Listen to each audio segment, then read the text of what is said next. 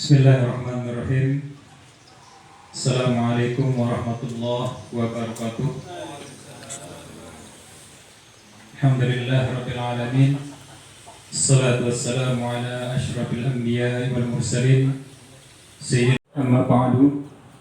Yang kami hormati Bapak Kepala Kantor Kementerian Agama Kabupaten Lombok Utara, dalam hal ini diwakili oleh Bapak Kepala Subbagian Tata Usaha Kementerian Agama Kabupaten Lombok Utara. Yang kami hormati Bapak narasumber, alhamdulillah hadir di depan kita pada saat ini, yaitu Bapak Kepala Dinas Dukcapil Kabupaten Lombok Utara dan Bapak Kepala Badan Pusat Statistik Kabupaten Lombok Utara. Yang kami hormati juga Kepala Kantor Urusan Agama se-Kabupaten Lombok Utara dan penghulu Kabupaten Lombok Utara. Singkatnya, para hadirin yang hadir di tempat ini yang dirahmati Allah Subhanahu wa Ta'ala. Bukan. Yang kedua, menyanyikan lagu Indonesia Raya. Yang ketiga, laporan panitia. Yang keempat, sambutan sekaligus membuka acara kegiatan pada hari ini. Yang kelima, doa, dan yang terakhir, penutup.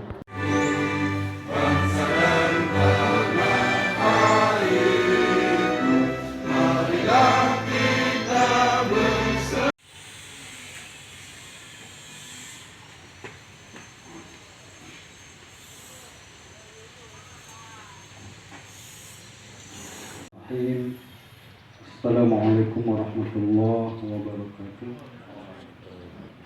Innal hamdalillah la haula wala quwwata illa billahil aliyil azim. Subhanaka la ilma lana illa ma. Yang kami hormati Bapak Kepala Kantor Kementerian Agama Kabupaten Lombok Utara atau pejabat yang mewakili, para narasumber yang kami hormati, panitia dan segenap yang berbahagia. Dalam kesempatan ini, atas nama panitia, perkenankan kami melaporkan hal-hal sebagai berikut. Latar belakang. 1. Dasar hukum. Pasal 4 ayat 1 Undang-Undang Dasar Negara Republik Indonesia tahun 1945. Nomor 23 tahun 2006 tentang administrasi kependudukan, Lembaran Negara Republik Indonesia tahun 2006 nomor 124. Tambahan Lembaran Negara Republik Indonesia nomor 4674 sebagaimana telah diubah dengan Undang-Undang nomor 24 tahun 2013 tentang perubahan atas Undang-Undang nomor 23 tahun 2006 tentang administrasi kependudukan, sebagaimana telah diubah dengan Undang-Undang nomor 24 tahun 2013 tentang perubahan atas Undang-Undang nomor 23 tahun 2006 tentang administrasi kependudukan. Peraturan Presiden RI nomor 96 tahun 2018 tentang persyaratan dan tata cara pendaftaran penduduk dan pencatatan sipil. Instruksi Menteri Agama nomor 1 tahun 2007 tentang peningkatan koordinasi lintas sektoral menegaskan PP nomor 6 tahun 1988. 2. Gambaran umum. Pelaksanaan kegiatan sinkronisasi data kelembagaan lintas sektoral adalah kegiatan di lingkungan bimbingan masyarakat Islam Kantor Kementerian Agama Kabupaten Lombok Utara yang bertujuan untuk melakukan koordinasi kegiatan instansi vertikal di daerah. Menyebutkan 3 jenis koordinasi.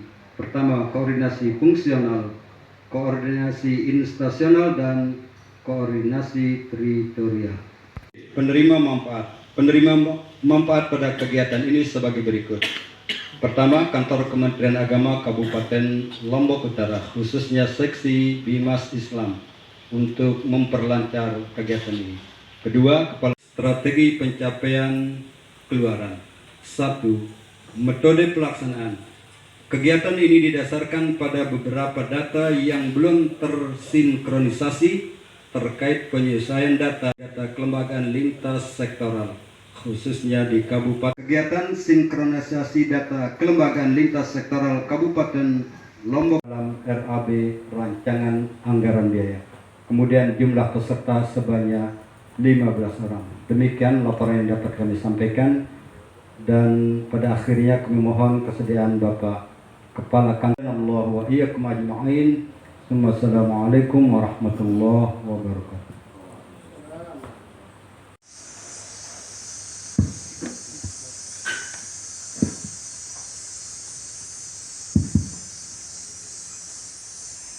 Bismillahirrahmanirrahim. Assalamualaikum warahmatullahi wabarakatuh. Mudah-mudahan semua kita selalu sehat walafiat, ya. Selalu dalam kesyukuran untuk melaksanakan tugas negara, mengemban atau menjalankan kewajiban-kewajiban kita selaku ASN Republik Indonesia. Saya ingin sampaikan dulu kepada kedua narasumber depan, Pak Kepala Dinas Dukcapil dan Kepala BPS. Ya, tadi sempat ditanya nih, pesertanya laki-laki, tidak ada perempuannya. Memang di KUA ini jarang ada perempuan, Pak. Jadi semua kepala KUA itu adalah laki-laki, penghulu laki-laki. Karena syariatnya memang yang boleh menikahkan atau jadi wali hakim itu adalah laki-laki. Sebabnya kepala KUA, penghulu yang hadir sebagai peserta sinkronisasi pada hari ini semuanya laki-laki, Pak. Ya, ada sabakuh run, ada gagah belik ganggas, yang paling belik Pak Kasih. Telepon belik itu aja. Alhamdulillah semua bisa hadir di sini. Semuanya tentu untuk melaksanakan tugas sinkronisasi data antara Kementerian Agama, kemudian Dinas Dukcapil, kemudian BPS, karena ketiga lembaga ini yang sangat berkaitan, terutama terkait data-data keagamaan. Kami ingin sampaikan, terutama kepada narasumber, mungkin sebagai gambaran bahwa sungguhnya di Kementerian Agama ini banyak sekali data, Pak. Ya, jadi data nikah, nah beliau ini yang bertanggung jawab, data nikah. Biasanya data di kita ini terkait nikah itu adalah data-data yang tercatat di KUA, Pak. Kalau dia tidak tercatat atau perkawinan siri, maka itu tidak tercatat di kita. Sehingga data kita itu dia sudah fix, ya, sudah valid dari tingkat kecamatan sampai pusat. Karena berdasarkan catatan peristiwa dari pernikahan yang kemudian didaftarkan melalui aplikasi, Pak. Jadi sudah otomatis data itu tercatat itu, maka itulah data pernikahan kita. Jadi kalau kemudian ada beda data dengan Dukcapil, dengan BPS, ya wallahualam, Pak, kami nggak tahu gimana, kenapa bisa berbeda. Ya, karena mungkin saja yang data-data untuk pernikahan, terutama orang tua atau anak ibu, biasanya tidak terdaftar di kita. Nah, kalau di Dukcapil mungkin itu terdaftar, sehingga sering perbedaan angka pernikahan ini mencuat, ya, bahkan menjadi problematika antara kita dinas instansi. Nah, harapan kita tentu saja, ya, ini hari ini bisa disinkronisasi, ya, diintegrasi, bisa kita share data lah, ya. Jadi kalau ada kurang lebihnya, kenapa ini bisa lebih, kenapa ini bisa kurang, ya, supaya jelas dari Kementerian Agama datanya, di Dukcapil juga jelas, di BPS juga jelas. Karena data itu adalah gambaran atau wajah dari kondisi kita, ya. Jika kita berbicara pernikahan, maka wajah pernikahan itu adalah data pernikahan itu. Jadi kalau sudah orang baca apa namanya itu peta atau buku BPS itu, kan ada buku BPS, itu buku data itu, ya buku data itu, dilihat pernikahan berapa per tahun. Nah, itu ada di sana. Nah, itulah yang dipercaya oleh masyarakat, oleh dinas atau oleh siapapun, karena itu sudah pasti sudah valid. Dan biasanya di BPS kan di bawahnya ada data, ini sumbernya dari mana, itu Pak ya, data sumber dari Kementerian Agama misalkan. Maka kita yang di Kementerian Agama harus bertanggung jawab jika ada perbedaan-perbedaan angka dalam data tersebut. Nah, ini mungkin perlu diminimalisir ya, sehingga perlu ada acara-acara seperti ini ya. Mungkin nanti Kemenak sekarang adakan, mungkin besok dari Dukcapil bisa ngadakan, dari BPS juga bisa ngadakan, sehingga benar-benar terupdate terus data kita ya, dan mudah-mudahan sesuai. Kemudian juga di Kementerian Agama itu ada data wakaf Pak ya, data wakaf.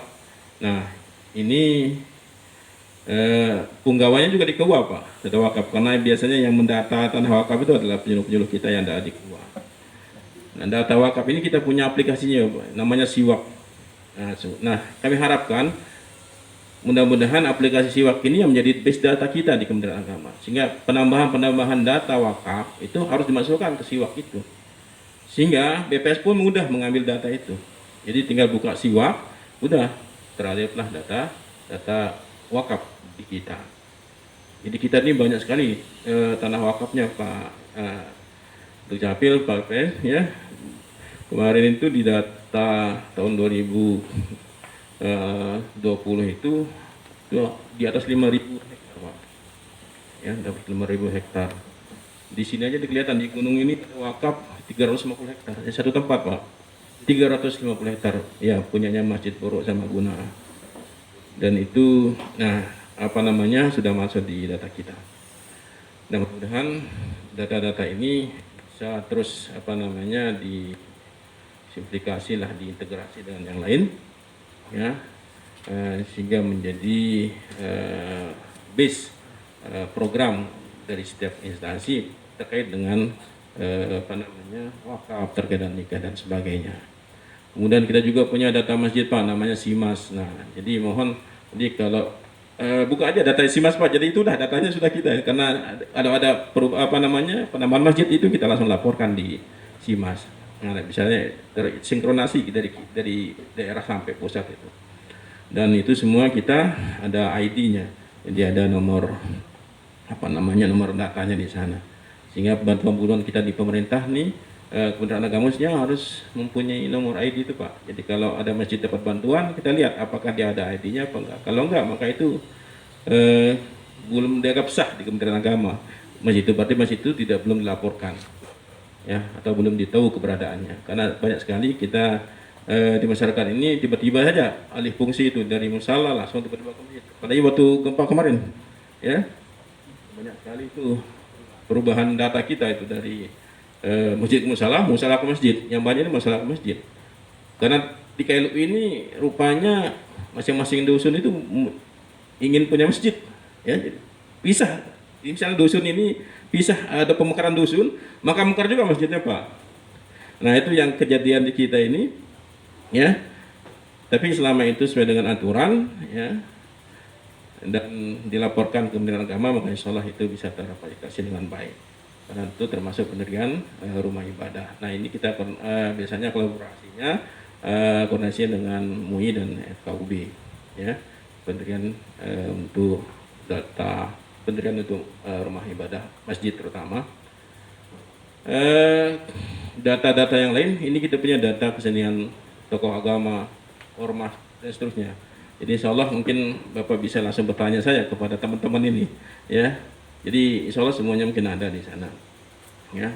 Kalau nggak ada ya mungkin dia lupa, Pak. Ya, jadi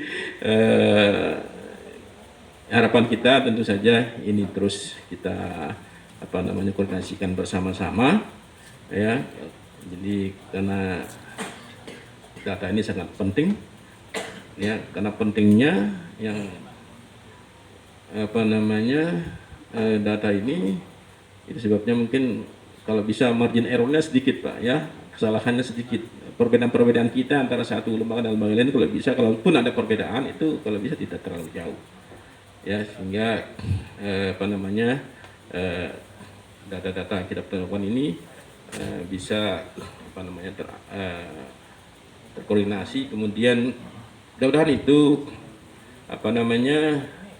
kalau di Kementerian Agama ini berangkatnya kan dari pendataan teman-teman penyuluh dan sebagainya. Insya Allah itu real semua. Jadi kita tidak berani karena di masjid saja itu Pak, itu di aplikasi itu dia dipoto masjidnya. Kemudian derajat-derajatnya itu harus ada, sejarah dan seterusnya. Ya, pengurus-pengurusnya siapa saja itu ada. Nah, termasuk di data ormas, data kesenian itu sudah jelas nama-namanya. Jadi kalau Bapak jadi tokoh di sini maka itu otomatis sudah terlaporkan itu. Bahkan kemarin terakhir itu pemetaan penyuluh. Ini pemetaan penyuluh ini ternyata dipetakan dia. Ada penyuluh yang moderat, ada yang setengah moderat, ada yang radikal Pak. Jadi kemarin itu dites itu, semua penyuluh dites. Itu tuh signifikan di kita. Ya walaupun bagaimanapun ya moderasi beragama ini harus selalu disuarakan, selalu dikawal sehingga kita bisa beragama dengan sejuk, damai, dan juga menjaga keutuhan negara Republik Indonesia. Nah, itu beberapa hal terkait masalah data. Kami juga ingin sampaikan bahwa di Kementerian Agama ini ada seksi yang khusus menangani ini Pak, yang keagamaan itu namanya Bimas Islam, Bimbingan Masyarakat Islam. Jadi ada hal-hal yang kurang atau perlu didiskusikan terkait masalah data, apapun bentuknya selama itu data keagamaan, ya maka kami silakan nanti berhubungan dengan Pak Kasih Bimas gitu ya. Nah kalau pendidikan itu Kasih Pendis, nah kalau yang keagamaan ini semuanya muaranya adalah Kasih Bimas, karena beliau ini adalah punggung dari Kementerian Agama, ya, wajah Kementerian Agama yang ada di masyarakat, itu Bimas Islam. Di bawahnya ada KUA, ya, menjadi garda terdepan kita dalam melayani masyarakat. Jadi demikian sambutan ini kita sampaikan. Sebelumnya dengan mengucapkan Bismillahirrahmanirrahim, acara sinkronisasi data kelembagaan lintas sektoral kantor Kementerian Agama Lombok Utara dengan resmi saya nyatakan dibuka. Demikian yang dapat saya sampaikan, kurang lebihnya mohon maaf. Allahumma fiqh wa tariq. Assalamualaikum warahmatullahi wabarakatuh. Bismillahirrahmanirrahim. Alhamdulillahirabbil alamin. Wassalatu wassalamu ala sayyidina Muhammadin wa ala alihi wa sahbihi. Amin. Allahumma shalli ala Muhammadin sallallahu alaihi wasallam wa farrij an Muhammadin sallallahu alaihi wasallam warham Muhammadin sallallahu alaihi wasallam wa anshur wahfaz wa ajirna hadallatan fil alamin bi Muhammadin sallallahu alaihi wasallam. Allahumma qul lana dzunubana wa liwalidina warhamhum kama rabbayana saghira. Allahumma ij'alna min husnil khatimah. Allahumma ij'alna min husnil khatimah. Allahumma ij'alna min husnil khatimah. Allahumma qallibal qulub sabbit qulubana ala dinik wa atik. Rabbana atina fid dunya hasanah wa fil akhirati hasanah wa qina azabannar. Wadkhilna jannata ma'al abrar ya aziz ya ghafar ya arhamar rahimin. Allahumma arinal haqqa haqqan warzuqna ittiba'ah wa arinal batila batilan warzuqna ijtinabah. Fadlika subhana rabbika rabbil amma yasifun wa salamun alal mursalin walhamdulillahi rabbil alamin. Al-Fatihah.